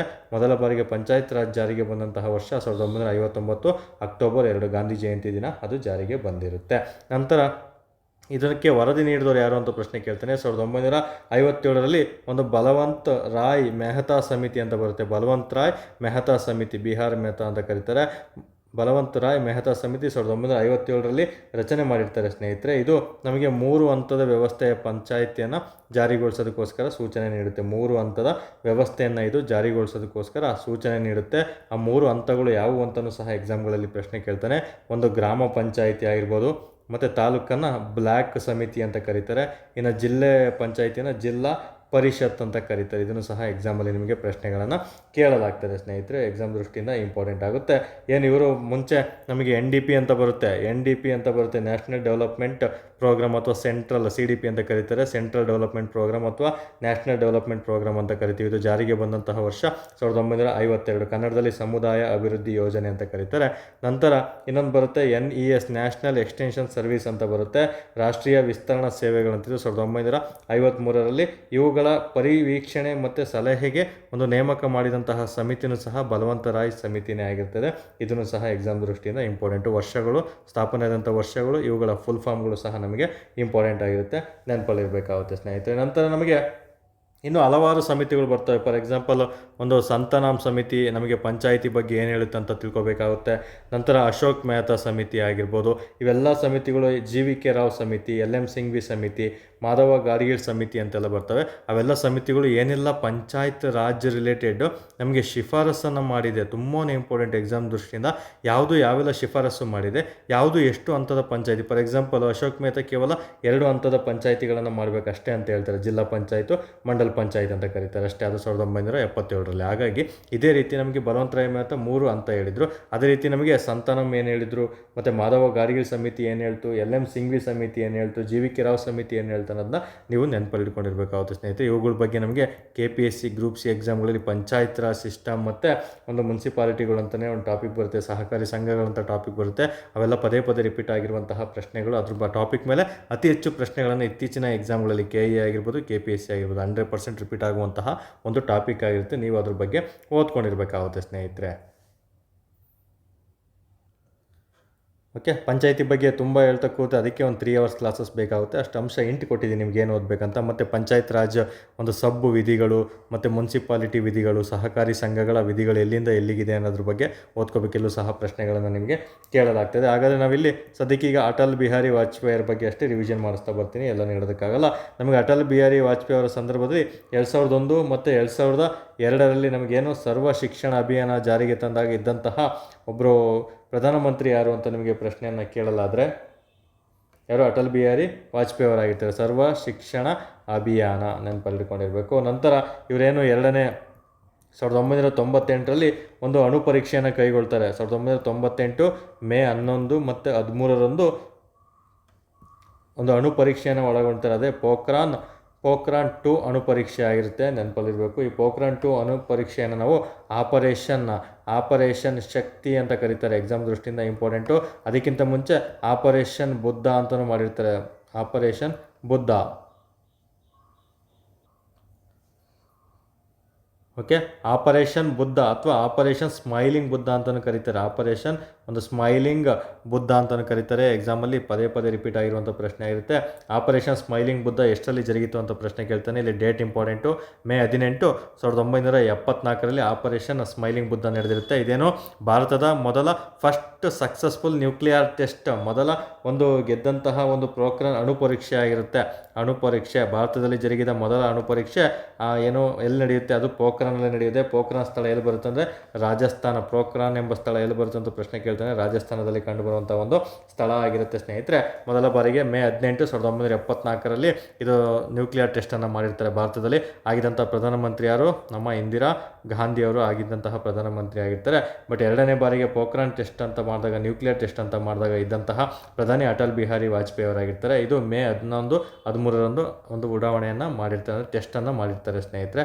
ಅದನ್ನು ಸಹ ಎಕ್ಸಾಮ್ ದೃಷ್ಟಿಯಿಂದ ಇಂಪಾರ್ಟೆಂಟ್ ಆಗಿರುತ್ತೆ. ಇನ್ನು ವಿಶ್ವಸಂಸ್ಥೆಯಲ್ಲಿ ಸಾಮಾನ್ಯ ಭಾಷೆಯಲ್ಲಿ ಹಿಂದಿಯಲ್ಲಿ ಭಾಷಣ ಮಾಡಿದ ಮೊದಲಿಗರು ಯಾರು ಅಂತ ಕೇಳ್ತಾನೆ. ವಿಶ್ವಸಂಸ್ಥೆ ಏನು ಯುನೈಟೆಡ್ ನೇಷನ್ ಅಂತ ಕರಿತೀವಲ್ಲ, ವಿಶ್ವಸಂಸ್ಥೆಯಲ್ಲಿ ಹಿಂದಿಯಲ್ಲಿ ಮಾತನಾಡಿದಂತಹ ಮೊದಲ ಭಾರತೀಯ ಅಥವಾ ವಿಶ್ವಸಂಸ್ಥೆಯ ಸಾಮಾನ್ಯ ಸಭೆಯಲ್ಲಿ ಹಿಂದಿಯಲ್ಲಿ ಭಾಷಣ ಮಾಡಿದ ಮೊದಲಿಗರು ಯಾರು ಅಂತ ಕೇಳಿದರೆ ನಮ್ಮ ಅಟಲ್ ಬಿಹಾರಿ ವಾಜಪೇಯಿ ಅವರು. ಇದನ್ನು ಸಹ ಎಕ್ಸಾಮಲ್ಲಿ ಪ್ರಶ್ನೆ ಆಗಿದೆ. ಓಕೆ, ಹಾಗಾದರೆ ಈಗ ಪ್ರಶ್ನೆ ನೋಡ್ತಾ ಬರೋಣ. ವಿಕಸಿತ ಪಂಚಾಯತ್ ಕರ್ಮಯೋಗಿ ಉಪಕ್ರಮವನ್ನು ಈ ಕೆಳಗಿನ ಯಾರ ಜನ್ಮದಿನ ಅಂತ ಈಸಿಯಾಗಿ ಉತ್ತರ ಗೊತ್ತಾಗ್ಬಿಡುತ್ತೆ.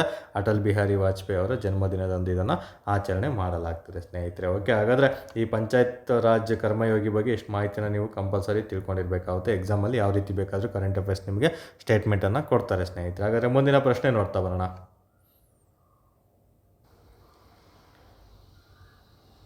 ಮುಂದಿನ ಪ್ರಶ್ನೆ ಹೀಗಿದೆ, ಸ್ಟೇಟ್ಮೆಂಟ್ ರೂಪದಲ್ಲಿದೆ.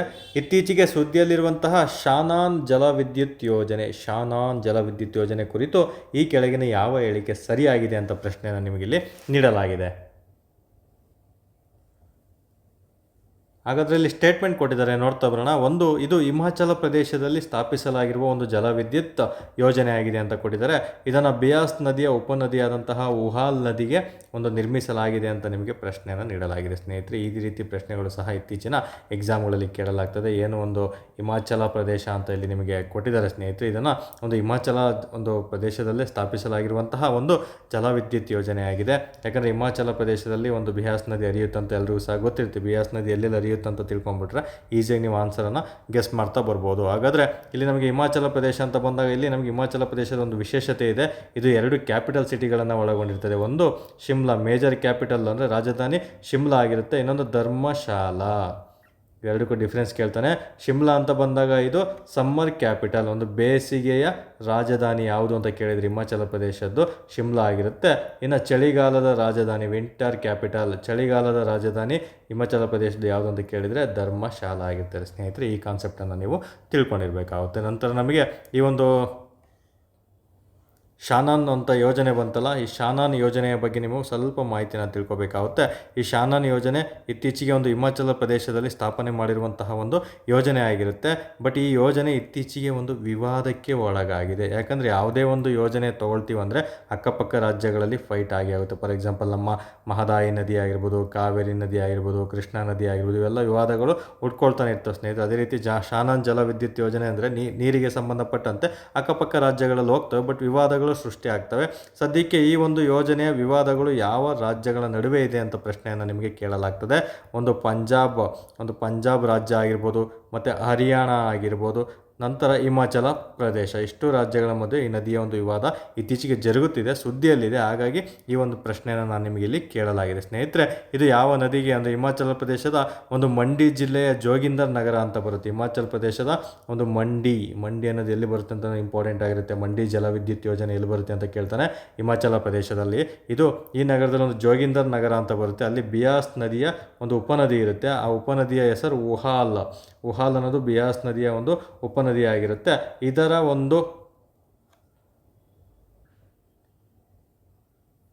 ಓಕೆ, ಉಹಾಲ್ ನದಿ ಯಾವುದರ ಉಪನದಿ ಅಂತ ಕೇಳಿದರೆ ಬಿಯಾಸ್. ಹಾಗಾದರೆ ಬಿಯಾಸ್ ಎಲ್ರಿಗೂ ಗೊತ್ತು. ಬಿಯಾಸ್ ಯಾವುದರ ಉಪನದಿ? ಆಲ್ರೆಡಿ ನಿಮಗೆ ಒಂದು ಸಿಂಧು ನದಿ ಅಂತ ಹೇಳಿದಾಗ ನಿಮಗೆ ಕಂಪ್ಲೀಟ್ ಮಾಹಿತಿಯನ್ನು ಕರೆಂಟ್ ಅಫೇರ್ಸ್ ಕ್ಲಾಸಲ್ಲೇ ತಿಳಿಸ್ಕೊಡಿದ್ದೀನಿ. ಯಾವ ನದಿಗಳು ಎಲ್ಲಿ ಉಗಮಗೊಳ್ತಾವೆ ಅಂತಲೇ ಹೇಳಿದ್ದೀನಿ.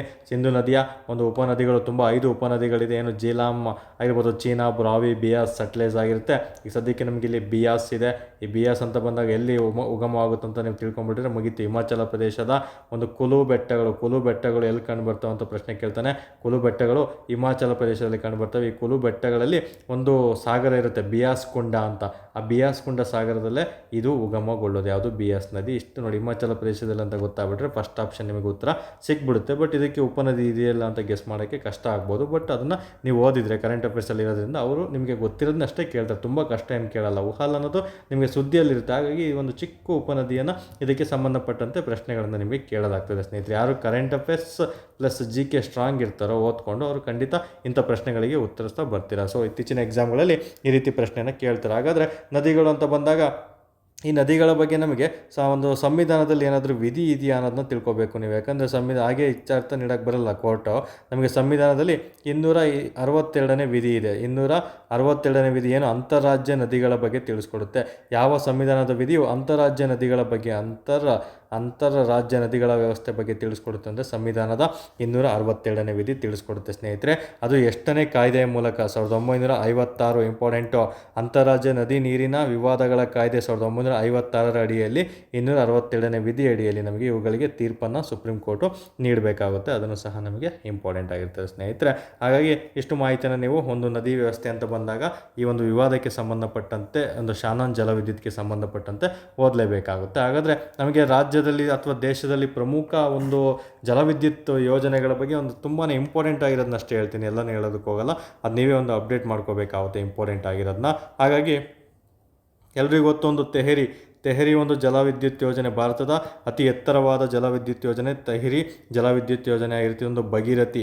ಒಂದು ಭಗೀರಥಿ ನದಿಗೆ ನಿರ್ಮಾಣವಾಗಿರುವಂತಹ ಒಂದು ಜಲವಿದ್ಯುತ್ ಯೋಜನೆ ಆಗಿರುತ್ತೆ. ಎಲ್ಲಿದೆ ಇದು? UK ಉತ್ತರಾಖಂಡದಲ್ಲಿದೆ ಸ್ನೇಹಿತರೆ, ನೆನಪಲ್ಲಿರಬೇಕು. India's highest dam and one of the largest hydroelectric power plant ಯಾವುದು ಅಂತ ಕೇಳಿದರೆ ಅದು Tehri hydroelectric power plant ಆಗಿರುತ್ತೆ. One of the, okay, biggest ಅಲ್ಲ, ಒನ್ ಆಫ್ ದಿ ಅಂತ ನೆನಪಿಟ್ಕೋಬೇಕು. ಎತ್ತರದ ಒಂದು ಜಲವಿದ್ಯುತ್ ಯೋಜನೆ ಅಂತ ಕೇಳಿದರೆ ತೆಹರಿ ಆಗಿರುತ್ತೆ. ಉದ್ದವಾದ ಅಂದರೆ ಎಲ್ರಿಗೂ ಗೊತ್ತು, ಮಹಾನದಿಗೆ ನಿರ್ಮಾಣ ಆಗಿರೋದು. ನಂತರ ಕೊಯ್ನಾ, ತುಂಬಾ ಇಂಪಾರ್ಟೆಂಟ್ ಆಗಿರೋ ಜಲವಿದ್ಯುತ್ ಯೋಜನೆಗಳು ಮಾತ್ರ ನಿಮಗೆ ರಿವಿಷನ್ ಮಾಡಿಸ್ತೀನಿ.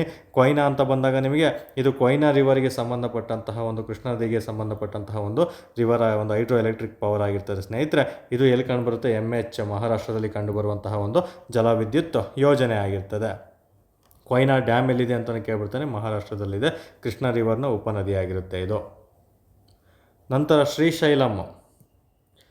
ಶ್ರೀಶೈಲಂ ಜಲವಿದ್ಯುತ್ ಯೋಜನೆ ಅಂತ ಬಂದಾಗ ಇದನ್ನು ಸಹ ಕೃಷ್ಣ ರಿವರ್ಗೆ ಒಂದು ಆಂಧ್ರ ಪ್ರದೇಶ ರಾಜ್ಯದಲ್ಲಿ ನಿರ್ಮಾಣ ಆಗಿರುವಂಥ ಹೈಡ್ರೋ ಪವರ್ ಆಗಿರುತ್ತೆ. ಓಕೆ, ಹೈಡ್ರೋ ಎಲೆಕ್ಟ್ರಿಕ್ ಪವರ್ಗೆ ಉದಾಹರಣೆಗಳಾಗಿರುತ್ತದೆ.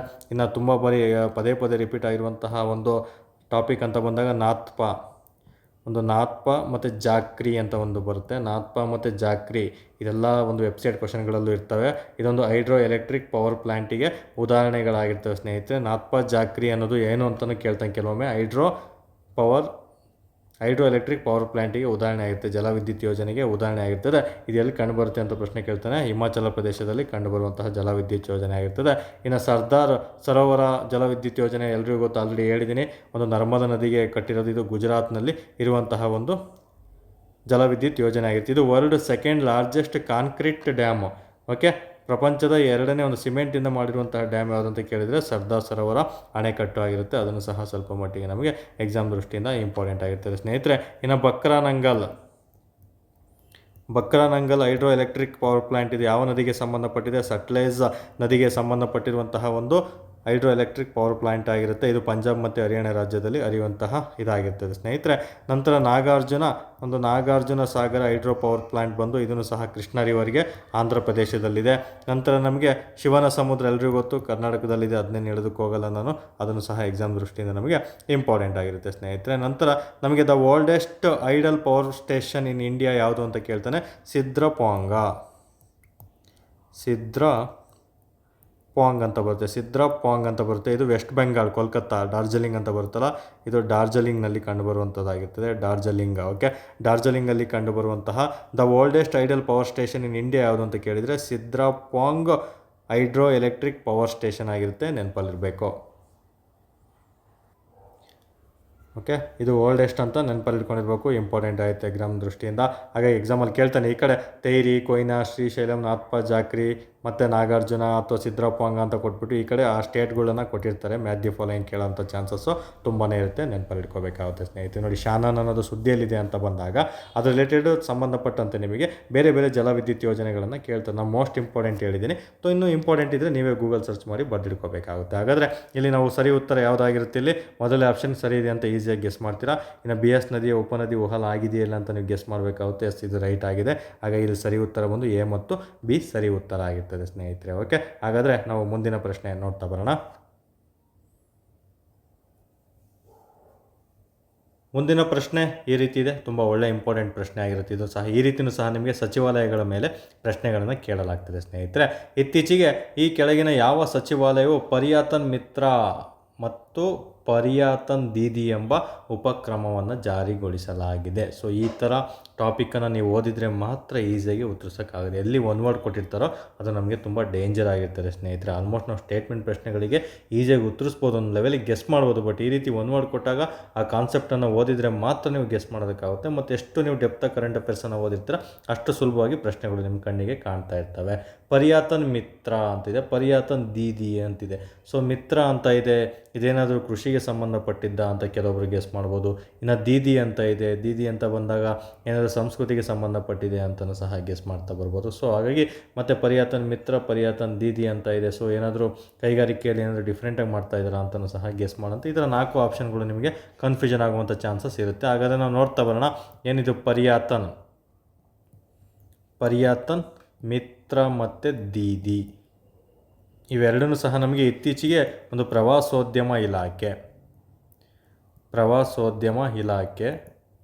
ಜಾರಿಗೊಳಿಸುವಂತಹ ಒಂದು ಉಪಕ್ರಮ ಆಗಿರ್ತದೆ ಸ್ನೇಹಿತರೆ. ಹೇಗೆ ಅಂದರೆ ಈಗ ಬೇರೆ ಬೇರೆ ದೇಶದಿಂದ ಬರುವಂತಹ ವ್ಯಕ್ತಿಗಳಿಗಾಗಿರ್ಬೋದು ಅಥವಾ ನಮ್ಮ ದೇಶದಲ್ಲೇ ಹೋಗುವ ಪ್ರವಾಸೋದ್ಯಮ ಪ್ಲೇಸಿಗೆ ಏನು ಜನಗಳು ವೀಕ್ಷಣೆಗೆ ಹೋಗ್ತಾರಲ್ಲ, ವೀಕ್ಷಣೆಗೆ ಹೋದಂತಹ ಒಂದು ಪ್ರವಾಸಿ ಸ್ನೇಹಿ ಒಂದು ವಾತಾವರಣವನ್ನು ಅವರಿಗೆ ಸೃಷ್ಟಿ ಮಾಡಬೇಕು. ಯಾವುದೇ ಥರ ತೊಂದರೆ ಆಗಿಲ್ದಂಗೆ ಪ್ರವಾಸಿ ಸ್ನೇಹಿ ವಾತಾವರಣವನ್ನು ಸೃಷ್ಟಿ ಮಾಡಿಬಿಟ್ಟು ಹಲವಾರು ರಾಯಭಾರಿಗಳು ಮತ್ತು ಮಾರ್ಗದರ್ಶಕರಾದ ಪ್ರವಾಸಿ ಸ್ನೇಹಿ ವ್ಯಕ್ತಿಗಳನ್ನು ಒದಗಿಸುವ ಮೂಲಕ ಪ್ರವಾಸಿಗರಿಗೆ ಒಂದು ಅತ್ಯುತ್ತಮವಾದಂತಹ ಸೌಲಭ್ಯಗಳನ್ನು ಅಲ್ಲಿ ಒದಗಿಸಿಕೊಡಬೇಕು. ಅಂದರೆ ಎಲ್ಲ ಥರ ಅವರಿಗೆ ಒಂದು ಟ್ರೀಟ್ಮೆಂಟನ್ನು ಕೊಡಬೇಕು. ಅದ್ರ ಬಗ್ಗೆ ಯಾವುದೇ ಒಂದು ಪ್ಲೇಸಸ್ಸನ್ನು, ಈಗ ತಾಜ್ ಮಹಲ್ ನೋಡೋಕೆ ಹೋಗಿದ್ದಾರೆ ಅಂದರೆ ಅದ್ರ ಬಗ್ಗೆ ಕಂಪ್ಲೀಟ್ ಗೈಡನ್ನು ಕೊಡ್ತಾ ಇರಬೇಕು, ಒಳ್ಳೆ ಮಾರ್ಗದರ್ಶನವನ್ನು ನೀಡ್ತಾ ಇರಬೇಕು.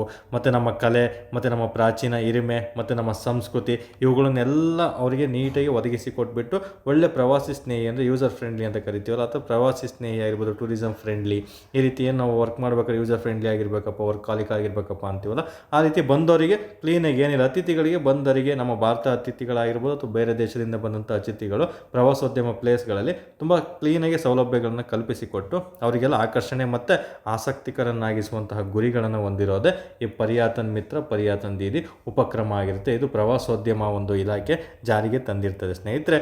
ಇದು ನಮಗೆ ಇದನ್ನು ಇಂಡೈರೆಕ್ಟಾಗಿ ನಿಮಗೆ PMPD ಅಂತಲೂ ಕೊಡ್ತಾನೆ. PMPD ಇನಿಷಿಯೇಟಿವ್ ಅಂತ ಇತ್ತೀಚೆಗೆ ಸುದ್ದಿಯಲ್ಲಿರೋದು. PMPD ಇನಿಷಿಯೇಟಿವ್ ಏನು ಅಂತಲೂ ಕೇಳ್ಬಿಡ್ತಾನೆ ಡೈರೆಕ್ಟಾಗಿ. ಒಂದು ಪ್ರಧಾನಮಂತ್ರಿ ಅಂದರೆ ಪರ್ಯಾತನ್ ಮಿತ್ರ ಮತ್ತು ಪರ್ಯಾತನ್ ದೀದಿ ಅಂತಲೂ ಸಹ ಕರಿತಾ ಬರ್ತೀವಿ. ಎಕ್ಸಾಮ್ ದೃಷ್ಟಿಯಿಂದ ಇಂಪಾರ್ಟೆಂಟ್ ಆಗುತ್ತೆ. ಇತ್ತೀಚೆಗೆ ನರೇಂದ್ರ ಮೋದಿ ಅವರು ಇದನ್ನು ಉದ್ಘಾಟನೆ ಮಾಡಿರ್ತಾರೆ. ಯಾವ ಇಲಾಖೆ? ಪ್ರವಾಸೋದ್ಯಮ ಸಚಿವಾಲಯ ಇಲಾಖೆ ಆಗಿರ್ತದೆ ಸ್ನೇಹಿತರೆ. ಹಾಗಾದರೆ ನಮಗೆ ಈ ಒಂದು ಪ್ರವಾಸಿಗರೊಂದಿಗೆ ಸಂವಹನ ನಡೆಸುವ ಮತ್ತು ಅವರೊಂದಿಗೆ ತೊಡಗಿಸಿಕೊಳ್ಳುವ ಎಲ್ಲ ವ್ಯಕ್ತಿಗಳಿಗೆ ಒಂದು ಪ್ರವಾಸೋದ್ಯಮ ಸಂಬಂಧಿತ ತರಬೇತಿ ಮತ್ತು ಜಾಗೃತಿಯನ್ನು ಮೂಡಿಸಬೇಕು. ತರಬೇತಿ ಮತ್ತು ಜಾಗೃತಿಯನ್ನು ಸಹ ಅವರಿಗೆ ಮೂಡಿಸ್ಬೇಕಂತ ನಮಗಿಲ್ಲಿ ತಿಳಿಸ್ಕೊಡುವಂತಹ ಒಂದು ವೇದಿಕೆ ಇದಾಗಿರ್ತದೆ. ಈ ಉಪಕ್ರಮವನ್ನು ಭಾರತದಲ್ಲಿ ಎಷ್ಟು ಪ್ರವಾಸಿ ತಾಣದಲ್ಲಿ ಪ್ರಾರಂಭಿಸಲಾಗಿದೆ ಅನ್ನೋದು ನಮಗೆ ಇಂಪಾರ್ಟೆಂಟ್ ಆಗಿರುತ್ತೆ. ಈ ಒಂದು PMPD ಉಪಕ್ರಮವನ್ನು ಭಾರತದಲ್ಲಿ ಆರು ಪ್ರವಾಸಿ ತಾಣಗಳಲ್ಲಿ ಜಾರಿಗೊಳಿಸಲಾಗಿದೆ ಸ್ನೇಹಿತರೆ. ಆ 6 ಪ್ರವಾಸಿ ತಾಣಗಳು ಯಾವುವು ಅಂತ ಕೇಳಿದರೆ ಓರ್ಚಾ ಅಂತ ಬರುತ್ತೆ, ಮತ್ತು ಇನ್ನೊಂದು ಗಂಡಿಕೋಟ ಅಂತ ಬರುತ್ತೆ, ಇನ್ನೊಂದು ಬುದ್ಧಗಯ ಅಥವಾ ಬೋಧಗಯ ಅಂತ ಹೆಂಗೆ ಕರಿತೀವಿ, ಬೋಧಗಯ ಆಗಿರ್ಬೋದು. ನಂತರ ನಮಗೆ ಇನ್ನೊಂದು ಐಜ್ವಾಲ್ ಇದೆ, ಯಾವುದರ ಕ್ಯಾಪಿಟಲ್ ಎಲ್ರಿಗೂ ಗೊತ್ತು, ಕ್ಯಾಪಿಟಲ್ ಸಿಟಿ ಆಗಿರುತ್ತೆ, ಇದೊಂದು ರಾಜಧಾನಿ. ನಂತರ ಜೋಧ್ಪುರ ಆಗಿರ್ಬೋದು. ಇನ್ನೊಂದು ತುಂಬಾ ಇಂಪಾರ್ಟೆಂಟು ಶ್ರೀ ಶ್ರೀ ವಿಜಯಪುರಂ ಅಂತ ಬರುತ್ತೆ. ಇವೆಲ್ಲನೂ ಸಹ ನಮಗೆ ಒಂದು ಪ್ರವಾಸಿ ತಾಣಗಳಿಗೆ ಸಂಬಂಧಪಟ್ಟಂತೆ ಈ ಒಂದು PMPD ಇನಿಷಿಯೇಟಿವ್ ಅಂದರೆ ಮೊದಲು 6 ಪ್ರವಾಸಿ ತಾಣಗಳಲ್ಲಿ ಇದನ್ನು ಪ್ರಾಯೋಗಿಕವಾಗಿ ಜಾರಿ ತರಲಾಗಿದೆ. ಓರ್ಚಾ, ಗಂಡಿಕೋಟ, ಒಂದು ಬುದ್ಧಗಯ, ಐಜ್ವಾಲ್, ಜೋಧ್ಪುರ, ಶ್ರೀ ವಿಜಯಂ ಆಗಿರುತ್ತೆ. ಈ ಓರ್ಚಾ ಎಂಬ ಸ್ಥಳ ನಮಗೆ ಮಧ್ಯಪ್ರದೇಶ ರಾಜ್ಯದಲ್ಲಿ ಕಂಡುಬರ್ತದೆ. ಇನ್ನು ಗಂಡಿಕೋಟ ಅನ್ನೋದು ಆಂಧ್ರ ಪ್ರದೇಶ ರಾಜ್ಯದಲ್ಲಿ ಕಂಡುಬರ್ತದಾಗಿರ್ತದೆ. ಇನ್ನು ಬುದ್ಧಗಯ ಎಲ್ರಿಗೂ ಗೊತ್ತು, ಬಿಹಾರ ರಾಜ್ಯದಲ್ಲಿ ಕಂಡುಬರ್ತದೆ. ಇನ್ನು ಐಜ್ವಾಲ್ ಬಂದು ಇದೊಂದು ಮಿಜೋರಾಂನ ಕ್ಯಾಪಿಟಲ್ ಸಿಟಿ ಆಗಿರುತ್ತೆ. ನಂತರ ಜೋಧಪುರ ಬಂದು ಇದು ರಾಜಸ್ಥಾನದಲ್ಲಿ ಕಂಡುಬರ್ತದೆ. ಶ್ರೀ ವಿಜಯಪುರಂ ಬಂದು ಅಂಡಮಾನ್ ನಿಕೋಬಾರ್ ದ್ವೀಪಗಳಲ್ಲಿ ಕಂಡುಬರುವಂಥ ಒಂದು ಸ್ಥಳ ಆಗಿರ್ತದೆ ಸ್ನೇಹಿತರೆ. ಇವೆಲ್ಲನೂ ಸಹ ಈ ಒಂದು ಅಡಿಯಲ್ಲಿ ಜಾರಿಗೊಳಿಸಲಾಗಿದೆ. ಇತ್ತೀಚೆಗೆ ನೆನಪಲ್ಲಿಟ್ಕೊಂಡಿರಬೇಕಾಗುತ್ತೆ. ಓಕೆ, ವಿಶ್ವ ಪ್ರವಾಸೋದ್ಯಮ ದಿನ ಅಂತ ಬಂದಾಗ ಇಷ್ಟು ಮಾಹಿತಿನ ನೀವು ತಿಳ್ಕೊಂಡಿರಬೇಕಾಗುತ್ತೆ. ಹಾಗಾದರೆ ನಮಗೆ ವಿಶ್ವ ಪ್ರವಾಸೋದ್ಯಮ ಅಂತ ಬಂದಾಗ ನಮಗೆ ಇನ್ನು ಏನೆಲ್ಲ ಮಾಹಿತಿಗಳನ್ನು ಇಲ್ಲಿ ನೀವು ತಿಳ್ಕೊಂಡಿರಬೇಕು. ಪ್ರವಾಸೋದ್ಯಮ ಅಂತ ಬಂದಾಗ ನಮಗೆ ಒಂದು ಭಾರತದಲ್ಲಿ ಜನವರಿ 25ರಂದು ನಾವು ಪ್ರವಾಸೋದ್ಯಮ ದಿನವನ್ನು ಆಚರಣೆ ಮಾಡ್ತೀವಿ. ಅದೇ ರೀತಿ ಪ್ರಪಂಚದಲ್ಲಿ ನಾವು ಪ್ರಪಂಚದ ಒಂದು ಪ್ರವಾಸೋದ್ಯಮ ಅಥವಾ ವಿಶ್ವ ಪ್ರವಾಸೋದ್ಯಮ ದಿನವನ್ನು ನಾವು ಸೆಪ್ಟೆಂಬರ್ 27ರಂದು ಆಚರಣೆ ಮಾಡ್ತೀವಿ. ಇಲ್ಲಿ ಕನ್ಫ್ಯೂಷನ್ ಮಾಡ್ಕೊಬಾರ್ದು ನೋಡಿ. ರಾಷ್ಟ್ರೀಯ ಪ್ರವಾಸೋದ್ಯಮ ದಿನ ಅಂದರೆ ಜನವರಿ 25, ನಂತರ ವಿಶ್ವ ಪ್ರವಾಸೋದ್ಯಮ ದಿನ ಅಂದರೆ ಸೆಪ್ಟೆಂಬರ್ 27ರಂದು ಆಚರಣೆ ಮಾಡ್ತೀವಿ. ಇದನ್ನು ಆಚರಣೆ ಮಾಡುವಂಥ ಪ್ರಪಂಚದಲ್ಲಿ ಸಂಸ್ಥೆ UNWTO, United Nation World Tourism Organisation ಅಂತ ಕರಿತೀವಿ. ಇದರ ಕೇಂದ್ರ ಕಚೇರಿ ಸ್ಪೈನ್ನ ಮ್ಯಾಡ್ರಿಡಲ್ಲಿ UNWTOನ ಕೇಂದ್ರ ಕಚೇರಿ ಇದೆ. ಸ್ಪೈನ್ನ ಮ್ಯಾಡ್ರಿಡ್ ಎಕ್ಸಾಮಲ್ಲಿ ಕೇಳಿದ್ದೀನಿ, ಇದು ಸಹ ಪ್ರಶ್ನೆ. UNWTO ಅಂತ ಬರುತ್ತೆ. ಸೆಪ್ಟೆಂಬರ್ 27, ಜನವರಿ 25 ನೆನ್ಪಿಟ್ಕೋಬೇಕು. ಇದು ಎಷ್ಟರಲ್ಲಿ ಸ್ಥಾಪನೆ ಆಯಿತು ಅನ್ನೋದ್ರ ಬಗ್ಗೆ PCPSL ಪ್ರಶ್ನೆ ಆಗಿದೆ. ನಿಮಗೆ ಅದನ್ನು ಹೋಮ್ ವರ್ಕ್ ಕೊಡ್ತಾ ಇದ್ದೀನಿ ಸ್ನೇಹಿತರೆ. UNWTO ಎಷ್ಟರಲ್ಲಿ ಸ್ಥಾಪನೆ ಆಯಿತು, ಇದರ ಫುಲ್ ಫಾರ್ಮ್ ಏನು ಅನ್ನೋದು ಸಹ ನೀವು ನೋಟ್ಸ್ ಮಾಡಿ ಇಟ್ಕೊಂಡಿರಬೇಕಾಗುತ್ತೆ. ಎಕ್ಸಾಮ್ ದೃಷ್ಟಿಯಿಂದ ಅದು ತುಂಬಾ ಇಂಪಾರ್ಟೆಂಟು. ಓಕೆ, ಇಷ್ಟು ಮಾಹಿತಿಗಳು ಪ್ರವಾಸೋದ್ಯಮ ಅಂತ ಬಂದಾಗ ನೀವು ತಿಳ್ಕೊಂಡಿರಬೇಕಾಗುತ್ತೆ. ಈಗ ಪ್ರಶ್ನೆ ನೋಡ್ತಾ ಬರೋಣ. ಏನಿದೆ, ಪರ್ಯಟನ್ ನಿಧಿ ಯಾವ ಒಂದು ಸಚಿವಾಲಯ ಜಾರಿಗೊಳಿಸಿದೆ? ಎಲ್ರಿಗೂ ಗೊತ್ತು, ಕೇಂದ್ರ ಪ್ರವಾಸೋದ್ಯಮ ಸಚಿವಾಲಯ ಇದನ್ನು ಜಾರಿಗೊಳಿಸಿರುತ್ತೆ. ಇದಕ್ಕೆ ಸರಿ ಉತ್ತರ B ಆಗಿರ್ತದೆ ಸ್ನೇಹಿತರೆ. ಇನ್ನು ಮುಂದಿನ ಪ್ರಶ್ನೆ. ನಂತರ ಮುಂದಿನ ಪ್ರಶ್ನೆ, ಇತ್ತೀಚೆಗೆ ಸುದ್ದಿಯಲ್ಲಿರುವ ಪ್ರಗತಿ ಉಪಕ್ರಮವು ಈ ಕೆಳಗಿನ ಯಾವುದಕ್ಕೆ ಸಂಬಂಧಿಸಿದೆ? ನೋಡಿ, ಇದು ಸಹ ಒನ್ ವರ್ಡ್ ಆಗಿದೆ. ಈ ರೀತಿ ಪ್ರಶ್ನೆಗಳು ಕೊಟ್ಟಾಗ ಎಲ್ಲೂ ಸಹ 100% ಕನ್ಫ್ಯೂಷನ್ ಆಗೇ ಆಗ್ತಾರೆ ಎಲ್ಲರೂ ಸಹ. ಇತ್ತೀಚೆಗೆ ಸುದ್ದಿಯಲ್ಲಿರುವ ಪ್ರಗತಿ ಅಂದರೆ ಏನಂತ ತಿಳ್ಕೊಂಡಿದ್ರೆ ಮಾತ್ರ ನೀವು ಈಸಿಯಾಗಿ ಇಲ್ಲಿ ಉತ್ತರಿಸೋದಕ್ಕೆ ಆಗೋದು ಸ್ನೇಹಿತರೆ. ಇದೊಂದು ಹೊಸ ಆರ್ಟಿಫಿಷಿಯಲ್ ಇಂಟೆಲಿಜೆನ್ಸ್ ತಂತ್ರಜ್ಞಾನನ, ಅಥವಾ ಇದೊಂದು ಮಹಿಳಾ ಸಬಲೀಕರಣದ ಉಪಕ್ರಮನ, ಅಥವಾ ಇದೊಂದು ರೈತರ ಪ್ರಗತಿಗಾಗಿ ಹೊಸ ಅನ್ವೇಷಣೆನ, ಅಥವಾ ಇದೊಂದು ಭಾರತದ ಡಿಜಿಟಲ್ ಆಡಳಿತ ವೇದಿಕೆನ ಅಂತ ಕೊಟ್ಟಿದ್ದಾರೆ. ಸೊ ಇಲ್ಲಿ ನೋಡ್ತಾ ಬರೋಣ. ಪ್ರಗತಿ ಅಂತ ಬಂದಾಗ ನಮಗೆ ಎಕ್ಸಾಮ್ ದೃಷ್ಟಿಯಿಂದ ಪ್ರಗತಿ. ಸೊ ಈ ಪ್ರಗತಿ ಅಂತ ಬಂದಾಗ ಇದ್ರ ಫುಲ್ ಫಾರ್ಮ್ ನಮಗೆ ಇಂಪಾರ್ಟೆಂಟ್ ಆಗಿರುತ್ತೆ. ಒಂದು ಪ್ರೋ ಆಕ್ಟಿವ್